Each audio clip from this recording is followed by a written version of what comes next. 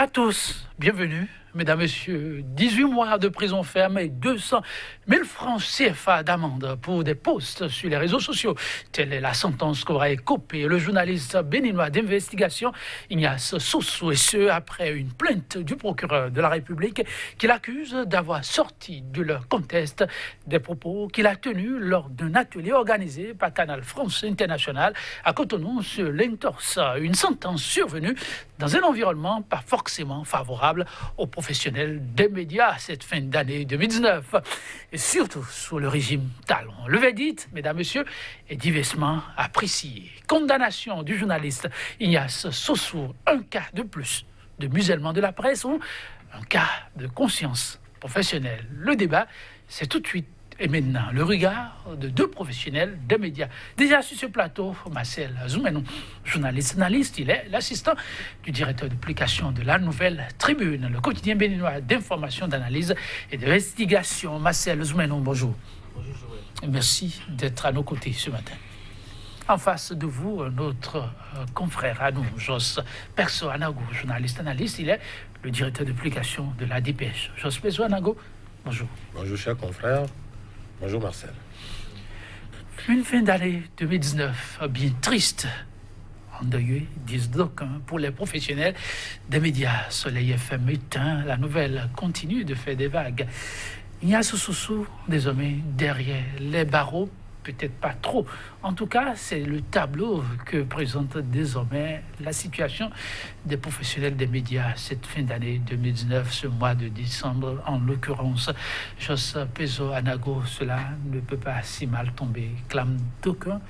Mais alors, où se trouve le professionnel, se demandent d'autres. Merci, cher confrère. Je dirais plutôt que cela tombe très mal d'ailleurs. Très mal aussi bien pour la corporation qui est la nôtre et très mal pour le pays qui est le nôtre. Et parce que le Bénin ne vit pas en autarcie, et lorsque on accumule ce genre de faits qui sont révélateurs d'un certain malaise en termes de gouvernance, il y a de quoi réfléchir. Donc moi, je pense plutôt que cela tombe très mal.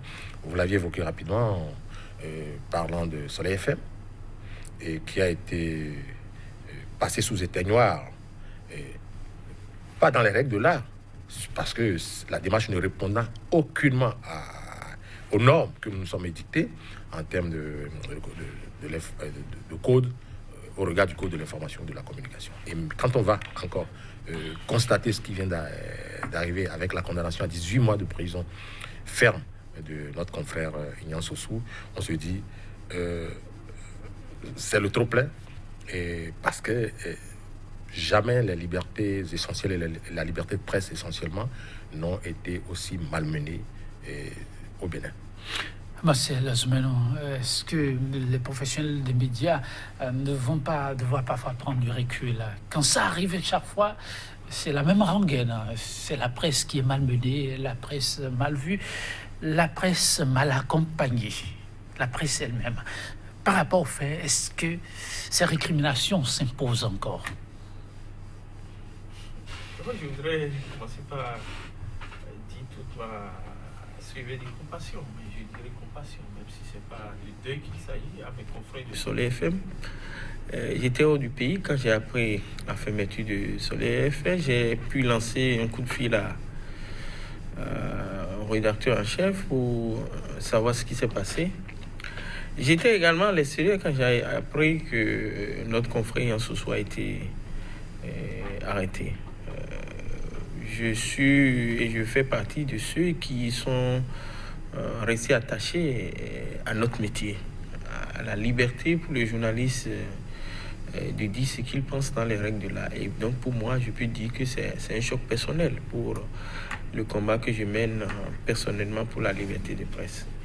Et est-ce que ces récriminations aujourd'hui sont valables? Je dis que si elles étaient valables et fondées, je pourrais dire voilà, nous sommes dans un cas qui est tout à fait normal. Mais depuis un certain moment dans notre pays, vous devez comprendre que nous sommes dans un monde, nous sommes face à un système qui n'accepte pas la contradiction, qui n'accepte pas la liberté simplement de dire des choses. Et donc, et les exemples que nous avons, que ce soit celui de Casimir Pidio, que ce soit celui de la Nouvelle Tribune, que ce soit celui de Soleil FM et le dernier cas, celui de Yan, sont des cas qu'on doit mettre dans le cadre de tout ce que le gouvernement fait aujourd'hui pour tuer toutes les voies de contradiction qui existent dans ce pays. Mais cela ne devrait pas normalement nous amener à nous résigner. C'est le combat de notre temps. Et quand vous suivez l'histoire de la presse béninoise, il y a eu, avant 1990, des gens qui étaient face à un régime totalitaire et qui ont fait le combat de l'État. Si nous voulons mériter le titre de journaliste, si nous voulons toujours rester debout, je crois que nous ne devons pas nous résigner, mais nous devons commencer à dénoncer tout ce que nous trouvons comme arbitraire aujourd'hui et qui de plus en plus prend de l'ampleur dans notre pays. C'est comme ça que moi je vois cette situation. Vous demandez aux professionnels des médias, à travers vos prises de parole tout à l'heure, vous dites que vous êtes resté très attaché à la liberté d'expression, dans le respect de la déontologie. Justement, j'aimerais rappeler ici la réaction d'un des conseils du procureur, parce que le confrère a maille à partie avec le procureur de la République, maître Olga Anna-Sidé, parlant justement de la sentence. Elle s'en réjouit et rappelle que ce qui a été fait pour elle n'a été fait que dans les règles de l'art. Le tribunal, disait-elle, a eu raison de prononcer cette peine. Il faut, disait-elle, que les professionnels observent les exigences déontologiques de leur métier pour qu'on n'en arrive pas à des dérives comme celles qu'on a observées. Fin de citation. À cette réaction de l'avocat, que répondez-vous? Est-ce que le confrère est resté professionnel dans son travail? C'est la grosse interrogation. Et elle a tranché, pour elle, notre confrère serait resté professionnel, qu'on ne serait pas arrivé à une peine aussi lourde. Bon, d'abord, je crois que ça c'est hasardé sur un terrain qu'elle ne maîtrise pas trop. Et en vérité, si c'était un procès en diffamation, si on me dit que Yan Soso a rapporté des propos qui sont faux, des propos que le procureur n'a pas tenus, si on me dit qu'il a déformé des propos du procureur, là je dis qu'il y a une faute de déontologie, il y a une faute professionnelle. Mais ce dont il s'agit ici, c'est beaucoup plus délicat et beaucoup plus subtil. On a dit, il a sorti les propos de leur contexte. Ça veut dire quoi? Ça veut dire que peut-être, en parlant, le procureur a tenu 2 ou 3 phrases qui parlent de la même chose. Et le journaliste est peut-être allé chercher une phrase ou un bout de phrase qu'il a mis en exergue. C'est ce que nous faisons tous les jours. Quand nous voulons faire les titrages de nos interviews, les titrages de nos articles, nous faisons ça. Ce n'est pas une faute professionnelle. Mais on a pu trouver un article dans le code du numéro pour parler de décharge émotionnelle. Alors, moi, je me pose assez de questions. Mais si pour des décharges émotionnelles, on doit condamner un journaliste encore que nous, on n'a pas les éléments, on n'a pas fait un examen pour mesurer comment la décharge émotionnelle a été mesurée, a été constatée au niveau du procureur de la République. Et moi, je me pose assez de questions. Mais je peux me résumer en disant que je ne vois pas, moi, personnellement, la faute déontologique ou la faute professionnelle que le journaliste a commise. Nous sommes là encore dans le factuel. Il n'a pas fait de commentaire. Il a fait sortir un extrait des propos. Et jusque-là, et depuis que cette affaire a commencé, j'ai fouillé, j'ai lu partout pour entendre au moins une personne me dire ce que le journaliste Yan Soso a dit. Ce n'est pas ça que le procureur a dit. Et jusque-là, je n'ai pas encore entendu cette phrase. Si j'avais entendu cette phrase, je dirais, je pourrais donner raison à l'avocate du procureur qui dit qu'il y a une faute. Mais je n'ai pas entendu, en tout cas jusqu'à quelques minutes avant d'entrer dans ce studio, je n'ai pas encore entendu dire qu'il a dit autre chose que ce que le procureur. On lui reproche d'avoir fait sortir les propos de leur contexte. Les propos étaient-ils frappés du sceau de confidentialité, ça c'est un autre débat. Mais ce débat n'est pas un débat pour le saut de confidentialité, ce n'est pas un débat. Encore que nos tests disent ce que nous ne pouvons pas dire. Et les propos que quelqu'un tient, s'ils ne sont pas du ressort de sa vie privée, et si ça n'a pas rapport à une affaire qui est en instruction dans un tribunal, si ça n'a pas rapport au secret défense, où est ce qui empêche le journaliste de relayer? Moi, je ne sais pas. C'est des débats que nous pouvons faire entre nous, professeur, mais je crois qu'il n'y a pas la situation Ignace Sosso par rapport aux propos rapportés appelle une série d'interrogations avant de revenir à ça. Qu'un plateau ne saurait véritablement vider, on y reviendra, les professionnels devront s'y pencher amplement. Mais oui, vous avez suivi l'avocat conseil du procureur réagir par rapport à cette peine qu'elle juge convenable par rapport à l'attitude de notre confrère qui aurait manqué du sens du professionnalisme. Chers confrères, il s'agit d'un dossier piège. Un dossier piège. C'est un dossier piège, en ce sens qu'il ne serait pas agi du procureur de la République, on n'en serait pas là aujourd'hui. Vous pensez que le titre a beaucoup compté? Et je m'en vais m'expliquer. Il y a une lettre qui a circulé, intentionnellement laissée sur les réseaux sociaux, une lettre qui ne devrait pas circuler sur les réseaux sociaux, en ce sens que c'était une lettre personnelle, peut-être une lettre écrite par une personne morale à une personne physique. Il s'agit de la lettre de CFI.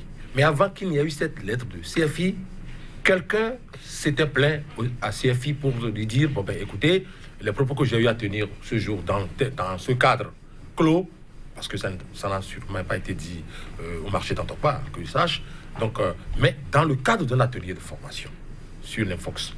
Alors, ce propos, donc, disais-je, ces propos, donc, se seraient retrouvés sur la place publique. Sûrement, c'est en ces termes que quelqu'un aurait formulé sa plainte ou ses plaintes auprès de CFI. On a vu CFI réagir pour, en quelque sorte, demander à cette personne qui ne devrait pas être loin du procureur de la République, parce que ce n'est que cette seule lettre qui a circulé sur les réseaux sociaux. Et mieux, cette lettre, l'avocat en a fait mention dans son pouvoir. Et donc, c'est le seul élément dont ils se sont servis pour condamner le confrère. Que disait la lettre? La lettre disait, en d'autres termes, la lettre écrite par CFI disait donc à l'attention du procureur de la République que le confrère ne devrait pas procéder ainsi. Il est allé un peu loin, il a sorti les faits de leur cadre. Le cadre était ailleurs. Les choses qu'on reproche à notre confrère ont été dites hors réseaux sociaux. Le confrère est venu en faire étalage sur les réseaux sociaux. Et la lettre, s'il n'y avait pas eu cette lettre de CFI, aujourd'hui, je me demande sur quelle base ils vont s'appuyer pour aller le condamner. Puisque, comme l'a dit le confrère tantôt, personne n'est encore monté au créneau pour dire c'est faux, ces propos n'ont jamais été tenus par qui? Par le procureur de la République. Le procureur de la République a dit que ces faits ont été déplacés de leur contexte. Bon, certains parlent de faits tronqués. Mais là, je me dis, c'est un dossier piège dans la mesure où on s'est accroché à cette lettre de CFI qui disait le confrère ne devait pas procéder ainsi. Et c'est tout. Et c'est ça qu'on a donc exhibé. Je trouve que c'est fluet. Ça ne repose sur du solide. Ça ne repose pas sur du solide. Et si pour peu, on doit condamner, alors que dans le métier, on dit reporter, c'est rapporter, to report en anglais. To report, c'est annoncer, informer, apporter, rapporter. On dit les faits ont été rapportés, mais hors de leur contexte. Qu'est-ce qu'on voudrait demain que le journaliste fasse? Qu'il ne puisse plus rapporter les faits. Parce que là, restons dans la sémantique. Le journaliste ne doit plus désormais rapporter, to report. C'est ça qui est là. Le genre le plus noble, c'est ça en fait. C'est ça qui caractérise le genre. Mais en même temps, est-ce que les journalistes ne doivent pas désormais faire plutôt la nuance entre un événement officiellement ouvert et puis les conciliabules qu'il peut y avoir, les tête-à-tête d'avant-réunion, les bruits de couloir, et pour lesquels ils ne sont pas forcément invités. Le journaliste dans sa quête du savoir, c'est vrai, c'est avoir l'oreille très attentive, mais désormais devra mettre les gants pour savoir que c'est seulement l'officiel pour lequel il est là qui doit pouvoir, peut-être, c'est une réflexion qui est désormais lancée. Chers confrères, je voudrais parler d'un langage trivial, vous allez m'en excuser pour dire, si c'est le cas, ils ont tiré à terre. Je voudrais être un peu trivial, un peu bizarre pour le dire ainsi. Mais pour être plus correct, je dirais que si c'est le but poursuivi, ça ne mène nulle part, parce que la quintessence même de la démarche journalistique, mais c'est cela. C'est-à-dire, ce que le public sait déjà, je ne sais vraiment pourquoi vous allez encore le lui servir. On a besoin d'informations. Le public a besoin d'informations. Les oreilles ouvertes et les yeux écarquillés. Et vous allez chercher cette information. Dans les coulisses, comme vous l'aviez tant dit, mais c'est pas moi qui l'ai inventé. Les coulisses. Les coulisses. Mais vous rapportez les coulisses. Parce que le public, lui, ne peut pas se déplacer pour aller dans les coulisses. Vous, c'est votre job. Et puis, ce que les autres ne savent pas, on vous envoie chercher. Le journaliste d'investigation, il en est un. Le confrère Yassoussou, oui. On va investiguer, on va chercher. Si nous ne le faisons pas, on nous reproche de ne pas faire suffisamment d'investigation, de ne pas aller à la source de l'information. Nous allons à la source de l'information, on nous dit pourquoi on est à la source de l'information. Les informations officielles sont à 80% des informations qui ne sont pas vraies, parce que c'est ce que veut l'officiel qui vous sert. Nous, on a appris à aller au-delà, à aller chercher l'information, celle qui est vraie et qui est cachée. C'est aussi simple que cela. Donc la démarche en elle-même devrait être plutôt encouragée. Mais bien sûr, si on le fait pour que désormais les journalistes se refusent à aller chercher ce qui est caché, quelque part il n'y aura plus d'informations. Dans la poursuite, un peu de gants, peut-on aussi dire, a été mis quant aux charges contre notre confrère Yassoussou. Vous l'auriez constaté, Marcel Zoumenou, c'est sur la base du test régissant le numérique qu'il a été condamné, et sa casquette de journaliste n'a pas vraiment été brandie durant le procès. Est-ce que ce n'est pas une prudence qui compte, en fin de compte? Bon, je crois que c'est un sujet sur lequel les organisations professionnelles doivent de plus en plus se pencher. Et ce n'est pas le premier cas. Tous les confrères qui ont eu maille à partir avec la justice ces derniers mois-ci, c'est sur la base de ce test de loi qu'ils ont eu des problèmes. Et le cas Casimir Pidiot est encore vivant dans nos menaces. Vous voyez, vous imaginez qu'un journaliste se retrouve devant une juridiction d'exception qui est chargée de juger, d'écouter, de juger des gens qui ont commis des crimes économiques et des terroristes. Et donc, on envoie un journaliste là-bas. Et donc, ça pose un problème. Et moi, j'ai l'impression que ce test, et le code du numérique, qui normalement devrait assainir le secteur des télécommunications et lutter contre la cybercriminalité, est devenu beaucoup plus opérationnel maintenant pour réprimer les journalistes qui pensent et qui font du travail de l'investigation. Ça dit qu'il y a une logique, il y a une logique qui est actuellement en marche, qui veut qu'il n'y ait plus du journalisme. Parce que quand vous faites un professeur... Une logique qui veut qu'il n'y ait plus de journalisme. Le journalisme, c'est pour utiliser un terme trivial aussi, c'est écouter et rapporter, comme l'a dit Lenny. Écouter, entendre, voir et rapporter. Vous avez l'impression on refuse. Oui, mais on fait procès à un confrère qui a écouté quelque chose qu'il a rapporté. Et on lui fait le procès d'avoir rapporté en disant simplement qu'il a fait sortir les propos du contexte. Et là, c'est là où nous sommes en train d'aller, c'est extrêmement dangereux parce que tel que ça se passe, c'est que désormais, les journalistes vont croiser les bras et vont attendre que tout ce qu'ils doivent produire dans les radios, dans les journaux, dans les télévisions, leur vienne des cellules de communication des ministères. C'est aussi simple que cela. Parce qu'on vous refuse même de rendre compte de ce que vous avez vu, ce que vous avez entendu. Parce qu'il ne faut pas oublier, ce procès fera jurisprudence. Et demain, toi et moi, nous tous qui sommes sur ce plateau, nous pouvons être à un reportage et quelqu'un va dire quelque chose et nous allons rapporter. Une fois que les propos gênent la personne, après, il va dire, bon, vous avez sorti les propos de mon comtesse et on va vous condamner pour charge émotionnelle. Et donc c'est dangereux, c'est une manière de dire ne faites plus du journalisme, croisez les bras, nous allons vous envoyer les éléments que vous allez diffuser. Et c'est dans la tendance de tout ce que nous observons actuellement. Et il faut le dénoncer, il faut avoir le courage de le dénoncer. Parce que moi, je ne suis pas dans la communication. Moi, je ne suis pas un communicateur. Moi, je suis journaliste. Je le revendique et je veux le rester. Et donc, je ne me retrouve pas dans ce genre de procès. C'est extrêmement dangereux pour notre corporation. Je crois que les organisations professionnelles devraient réagir. Réagir pour condamner ça avec la plus grande... comment dirais-je, la plus grande rigueur, la plus grande fermeté, voilà.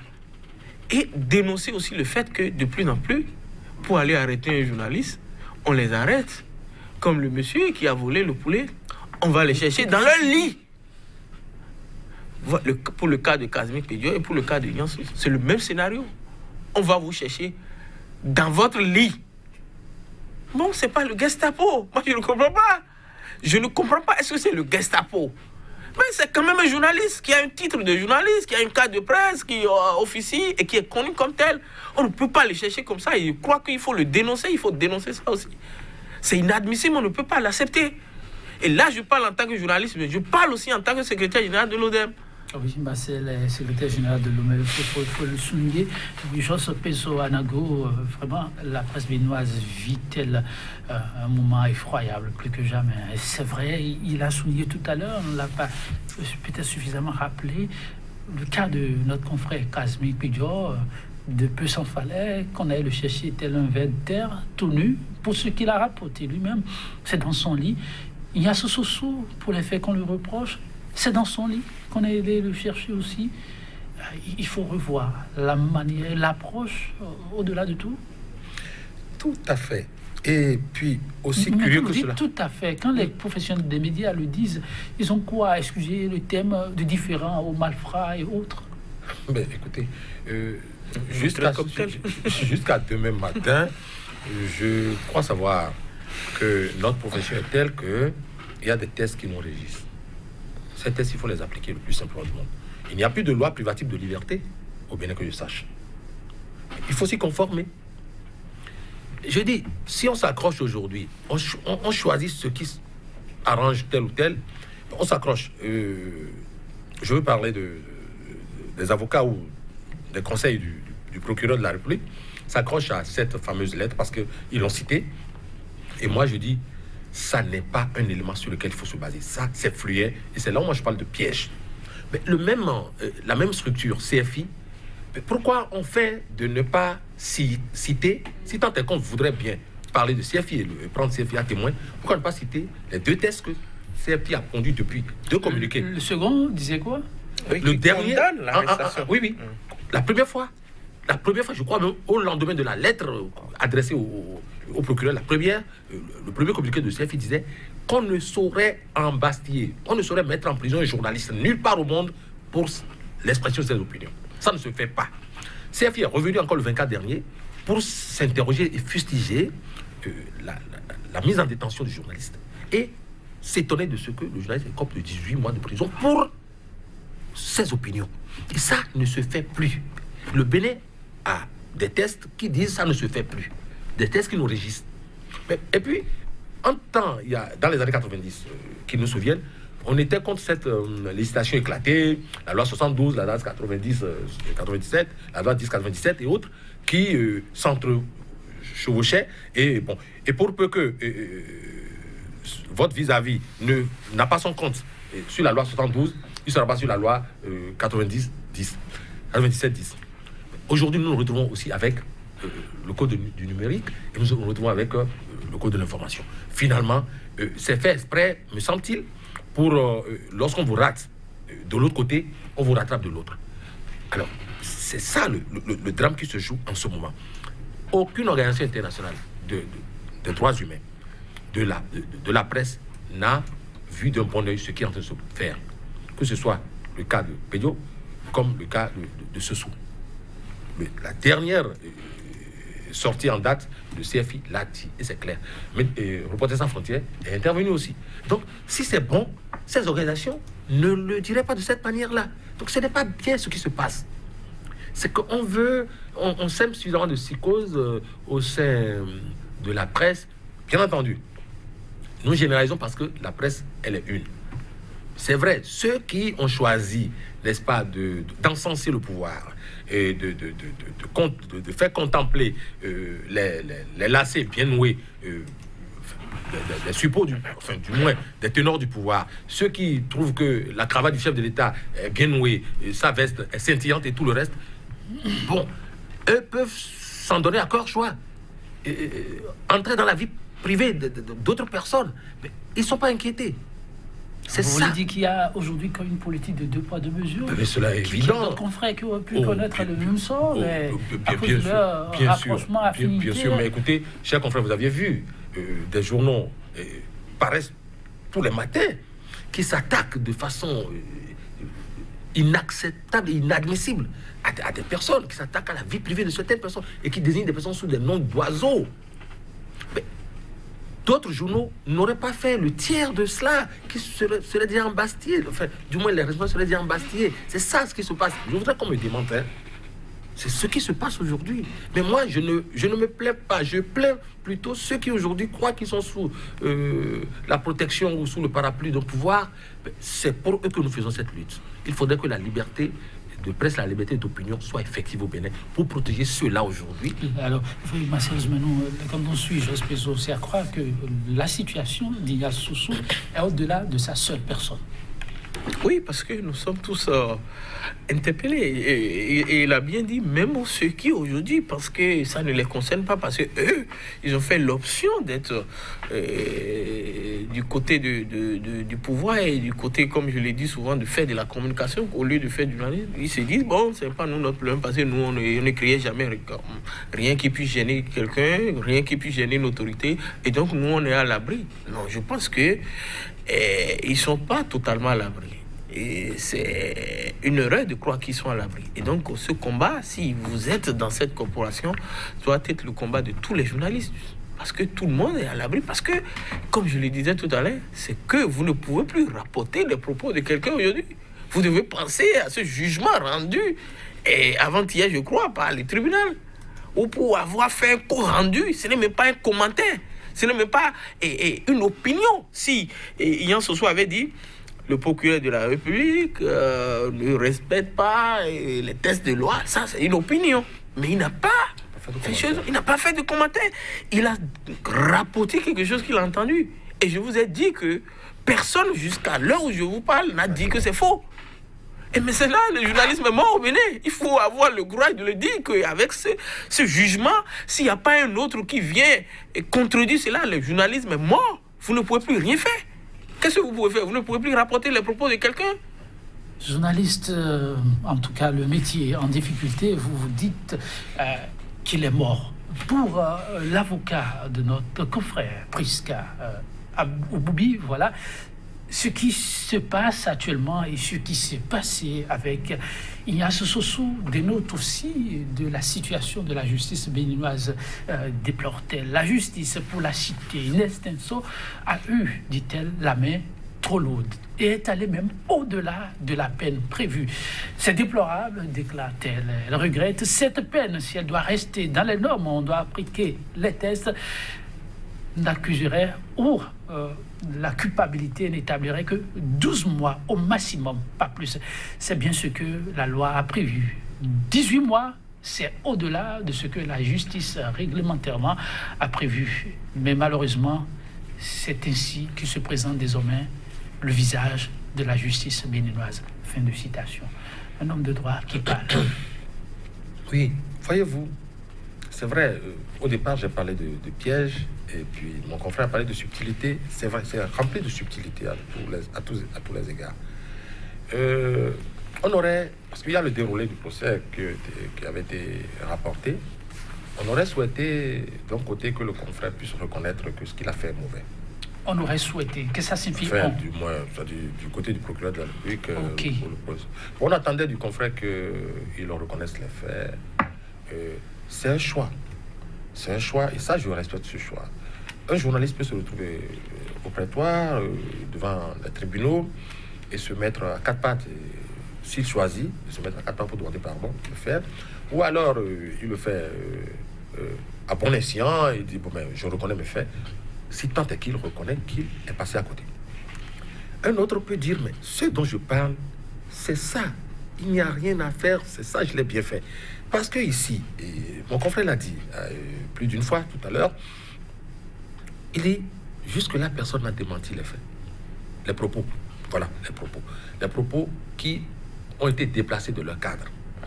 Mais alors, est-ce à dire que les propos, s'ils n'étaient pas déplacés de leur cadre, restent toujours les propos vrais, reconnus comme tels? Alors, je voudrais me dire ceci. Si tant est que ces propos étaient faux, mais on n'avait pas besoin d'une lettre de CFI. Parce qu'on sait pertinemment que CFI ne pouvait pas répondre au procureur de la République pour lui dire « Bon, mais écoutez, laissez tomber, monsieur le procureur. » Non, non, non, non. Il s'agit d'une structure morale qui a l'approche diplomatique et tout le reste. Et c'est dans ces propos que le courrier existe encore. Et quiconque peut aller lire ce courrier sur les réseaux sociaux. Et donc, ces propos tenus ou attribués au procureur de la République n'ont pas été jusque-là démentis. Il y a eu un autre fait qui m'a semblé extraordinaire. C'est à partir sûrement de son smartphone que le confrère a donc écrit ces bouts de phrases qu'il a partagés sur les réseaux sociaux. Et puis le dimanche qui a suivi, la police républicaine s'est portée dans sa maison. On a fouillé ses effets, on a apporté certaines choses. Bon, moi, c'est à croire qu'on cherchait à voir s'il n'y a pas encore quelques petits bribes d'informations. On doit effacer toutes les traces pour que s'il advenait que le confrère dise « Bon, mais tiens, moi, j'ai la preuve que voilà ce qui a été dit, qu'on ne puisse pas. » Non, mais non, ça a été tenu dans un environnement donné. D'autres professionnels étaient là. D'autres ont même sûrement enregistré ces propos. Ce qui explique qu'on a dû demander à CFI d'écrire une lettre, quelque chose du genre, pour s'en accommoder. Les propos ont été tenus, n'ont pas été démentis. Le confrère a commis l'erreur de les déplacer de leur cadre, dit-on, pour les exposer sur les réseaux sociaux, puisqu'on a parlé de harcèlement. Et là, je voudrais voir en quoi consiste cet harcèlement du confrère, dès lors que nulle part, lorsqu'il faisait passer ses propos sur les réseaux sociaux, nulle part il n'a dit monsieur le procureur ou monsieur Intel, si vous ne vous soumettez pas à telles exigences, je sortirai d'autres propos. Là, je pourrais constater qu'il y a harcèlement. Il n'a pas cité que les propos qu'il dit. Alors, la justice béninoise doit-elle faire aussi sa mule, comme le dit l'avocat? Vous dire que cela va sans dire, c'est peut-être faire preuve de choses, parce que c'est la justice a changé de visage. La justice béninoise s'est métamorphosée depuis déjà plus de 3 ans, et ce n'est pas ma petite personne qui le dit. L'UNAMAP, vous en entendez encore parler, chers confrères? C'est vrai que c'est vous qui posez la question. Ben, c'est une interrogation. On n'en entend plus parler. Mais avant cela, la dernière sortie de son responsable était assez illustrative. Et il l'a reconnu, Dadaglo, si je m'abuse, qu'aujourd'hui, l'UNAMAP a la corde au cou. On a étouffé l'UNAMAP. Et qu'il a étouffé, c'est le pouvoir. Il a dit, il a parlé du conseil de la magistrature, le conseil supérieur de la magistrature, qui est devenu comme une sorte de épée de Damoclès qui plane sur la tête des juristes et autres. Donc, voilà, la justice ne doit pas que seulement faire sa mue. La justice béninoise doit redorer son blason. Pour que nous autres justiciables continuions par avoir confiance en notre justice. Marcel Zoumenon, maître Priska Oboubi, tout en déplorant la situation et parle même d'une célérité à nulle autre pareille dans la conduite du dossier. Elle compte interjeter appel, mais reste attristée pour ce qu'elle appelle le nouveau visage de la justice béninoise. Une maison qui quand même la porte elle-même. Oui, ça c'est les propos d'une avocate. Et bon, avant elle, beaucoup de professionnels de la justice ont commencé par dire des choses. Et le confrère a parlé de tout ce que le président de l'UNAMAP, le seul et l'unique syndicat des magistrats, a pu dire. Bon, moi, je faisais de l'ironie il y a quelques heures avec quelqu'un en disant, il y a quelques années, et quand vous lisez les recours devant la Cour constitutionnelle, on parle de recours en inconstitutionnalité. Et quand vous avez les procès qui sont faits aux journalistes, c'est des procès de diffamation ou bien atteinte à la vie privée. Mais aujourd'hui, on a devant la Cour constitutionnelle des recours en interprétation.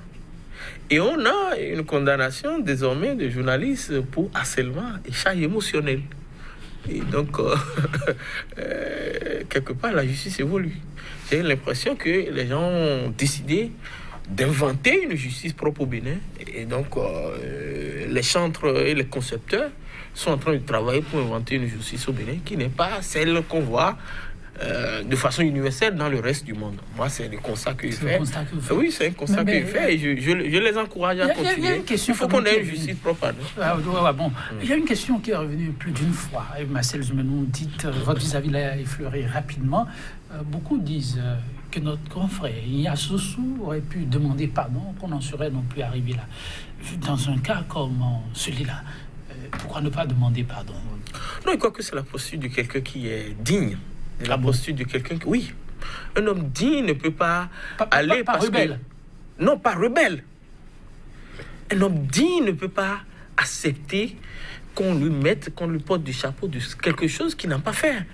J'étais à sa place, j'allais me comporter comme ça. On veut simplement qu'ils disent, oui, j'ai commis une faute, j'ai déformé les propos du procureur, et donc, voilà, si je dis ça, et donc, ça pourrait être une caution morale, ou je ne sais quoi, pour que peut-être on va alléger mes peines, ou bien peut-être m'acquitter. Alors que je n'ai pas fait. C'est comme quelqu'un vous a arrêté et vous lui dites, il faut accepter de dire que c'est toi qui as volé, alors que la personne n'a pas volé. Si tu acceptes de dire que tu as volé, on va te laisser. Et là aussi, le pire, c'est que tu n'es jamais sûr de la sentence qui va venir quand tu acceptes de dire, gardement, et tu as commis une faute, et tout ça. Et donc, c'est la meilleure posture qui a été celle de Ignace Sossou. Et j'étais à sa place, je ferais autant. À sa place, vous feriez autant. Les réactions, elles se multiplient récemment. C'est Philippe Couvet, le directeur de Investiguer en Afrique, qui s'est prononcé. Elle condamnée, dit-il, pour 3 tweets à 18 mois de prison. C'est totalement démesuré. C'est quelque chose qui est inacceptable. Et on devra tout faire pour que ceci soit conjugué au plus tôt au passé. Jos Peso Anago, réaction par rapport à cette déclaration? Je suis tout à fait d'avis avec... Pas une prise de position aussi outrancière? Non, pas du tout. Voyez-vous, d'abord, je voudrais que l'on retienne ceci de façon constante. Oui. Le Bénin a des tests qui disent ceci de façon terre à terre. Il ne sera plus condamné pour des peines de prison des journalistes qui expriment leurs opinions. C'est vrai. En même temps, il faut ajouter, Jos Peso Anago, pour la vérité, il y a désormais un code numérique qui, sur la question, reste muet. Alors, et je suis journaliste. Le justiciable choisit, non? Le code ne dit pas, c'est un code de la presse et de la communication. Il y a un code de la presse. Mais, écoutez, et qui vous enlève peut-être la casquette de journaliste. Mais quelque part de l'autre côté, oui. Moi, les tests qui me régissent en tant que journaliste me disent que j'ai le droit d'aller investiguer et de relayer. Voyez-vous, lorsque l'on n'est pas sûr de mon statut, on me le demande, je sors ma carte de presse et qui me donne... Parce que moi, j'ai la possibilité de dire ou de propager certaines informations que le commun des Béninois n'a pas. J'ai cette possibilité, j'ai cette opportunité. Alors, si on ne me reconnaît plus cette opportunité aujourd'hui parce que le vent souffle dans un autre sens, là, il y a problème. C'est ça pourquoi je dis, je suis d'avis avec ces organisations internationales qui interviennent pour nous apporter ce que doit être la posture du moment. C'est important. Et nous n'allons pas... Le Togo qui est à côté, chose curieuse, le Togo, depuis les années 90, avait déjà, en début des années 2000, avait déjà adopté les tests et qui effacent totalement les peines privatives de liberté. Nous avions emboîté le pas au Togo, on en était même heureux. Et curieusement, ces tests existent aujourd'hui et on va chercher d'autres juste parce que l'on voudrait marquer psychologiquement les professionnels des médias. Je trouve que le journaliste n'a pas à aller en prison pour ces faits-là. Il y a d'autres peines qu'on peut lui infliger, mais pas des peines privatives de liberté. 18 mois d'emprisonnement ferme, il juge de revoir la copie. Marcel Zumenou. Oui, c'est ça. Et on va revoir cette copie et éviter cela. Mais il faut aussi préciser que dans le cas de Ignace Sossou, Et il a été, pour ce que j'ai appris, brandi contre lui une première condamnation. En tout cas, son antécédent judiciaire. Une première condamnation, pas sursis cette fois-ci. Oui. Et donc, ça a permis de le présenter comme un récidiviste. Et moi, je suis même content que la première condamnation, ça au moins, c'est une matière qui concerne réellement le journalisme, parce qu'il a fait une enquête et les personnes incriminées lui ont fait un procès en diffamation. Ça au moins, à l'extérieur, on peut dire ça et ça. Mais écoutez, on reporte les propos de quelqu'un et on fait procès pour harcèlement. Moi, je sais plus ce qu'il faut dire, quoi. C'est pourquoi il dit qu'on est en train d'inventer une nouvelle justice. En tout cas, la réaction, la toute récente, est celle du réseau 3I. Initiative, impact, investigation. Et à travers une déclaration, le réseau demande la libération immédiate d'Ignace Sossou, estimant, je cite, que sa condamnation est totalement contraire à la lettre et à l'esprit du respect de la liberté de la presse. Test auquel le Bénin, Jospeh Anago, aurait souscrit. Mais c'est ce que je disais à l'instant. Il y a le test de le Bénin a souscrit à plusieurs tests. Non, mais, et nos tests même qui régissent la presse me disent, j'ai dit, nous n'avons plus de tests privatifs de liberté. Nous n'en avons plus au Bénin. Et donc, rien qu'à ça, déjà, je peux dire que la condamnation du confrère ne répond à rien. Voilà, je pourrais déjà commencer par le dire. Maintenant, le Bénin est arrimé à beaucoup d'autres instruments internationaux. Et donc, tout au moins, il faut respecter ces instruments-là. Et ce n'est pas le cas. Et moi, je suis en train de dire ceci. Si le procureur de la République a fait tout ceci parce qu'il craignait, ce que je dis m'engage, il craignait que ses supérieurs hiérarchiques lui en veuillent pour avoir tenu certains propos qui ont été, disons, déplacés de leur cadre, je voudrais me dire qu'il n'est pas au bout de ça, enfin, du moins, il n'est pas au bout du rouleau, dans la mesure où ce n'est pas ça qui va l'absoudre. Non, de mon point de vue. Parce que les propos jusque-là n'ont pas été démentis. Donc, si tant est que l'autorité supérieure devrait en tenir ou ne pas tenir compte, ce ne serait que lorsqu'il y a des démentis. Il n'y a pas de démentis. Ça veut dire que les faits seraient avérés, enfin, les propos seraient avérés. On est à la veille d'une nouvelle année et ça se joue ainsi pour la corporation. Jospeh Anago, si vous devez quitter ce plateau avec un message à l'endroit de cette corporation, que diriez-vous? À l'endroit de la corporation, je voudrais dire aux confrères de continuer par faire leur job en toute responsabilité, sur la base des règles qui nous régissent. Mais je voudrais ajouter ceci. C'est vrai que lorsqu'en face, la justice en laquelle nous devrions avoir foi, agit de façon bancale, on a beau respecter les tests, on a beau être attaché aux règles déontologiques ou à l'éthique, cette justice, si elle est bancale, pourrait nous faire mal. Moi, je le dis parce que dans la pratique quotidienne, je rencontre ces genres de situations où vous avez beau avoir raison, il y a un quidam qui se lève un beau matin et vous êtes dans une action en justice. On espère que c'était révolu pour bientôt, oui, Marcel Zoumenon. Je le disais, on est à l'orée d'une nouvelle année. Et pour la corporation, si vous avez un clin d'œil, sinon une adresse, que diriez-vous? Moi, je voudrais remercier tout le monde, remercier les confrères, en tout cas pour ceux qui ont choisi de faire un travail professionnel et neutre. Je voudrais les encourager à continuer dans ce sens. Et même si aujourd'hui, il y a beaucoup de pression, il y a beaucoup de brouillard, demain ça va pire. Je voudrais les encourager à rester dans cette tendance et à continuer. C'est vrai qu'aujourd'hui, il faut le faire avec beaucoup plus de courage.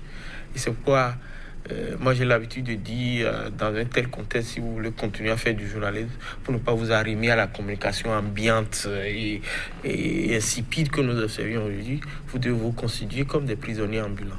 Merci à vous, Marcel Zoumenon. Constituez-vous en prisonnier ambulant si vous tenez à continuer à vivre de votre art. Le journaliste, le vrai. paroles de Marcel Zoumenou. Je ne veux pas conclure sur ces mots. Merci à vous, Jos Pezo Anago. Merci au réalisateur du jour. Je vous fausse compagnie sur cette citation de Léonard de Vinci. Le secret du changement, dit-il, consiste à concentrer son énergie pour créer du nouveau et non pas pour se battre contre l'ancien. Demain, il peut faire un nouveau jour, mais tout dépend de vous, de votre détermination à combattre l'injustice. Prenez soin de vous et à très bientôt.